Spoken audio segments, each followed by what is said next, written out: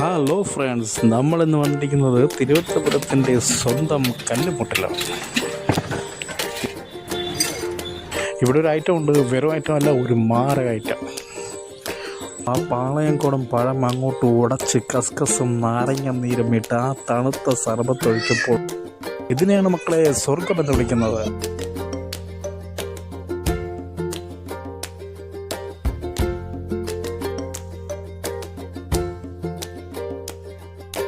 ഈ സർബത്തിൻ്റെ പ്രത്യേകത ഇതിലെ പഴത്തിൻ്റെ കഷ്ണങ്ങളാണ്. ഓരോ സിപ്പിലും ആ മധുരം ഇങ്ങനെ വരും.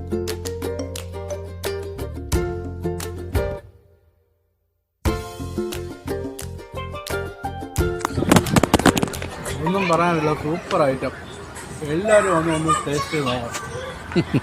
ഇത് കുടിച്ചു കഴിഞ്ഞപ്പം തോന്നി കല്ലുമൂട് പാലം വരെ ഒന്ന് ഓടിയിട്ട് വരാനുള്ള ഒരു എനർജി കിട്ടിയെന്ന്. അമ്മാതിരി ഐറ്റം.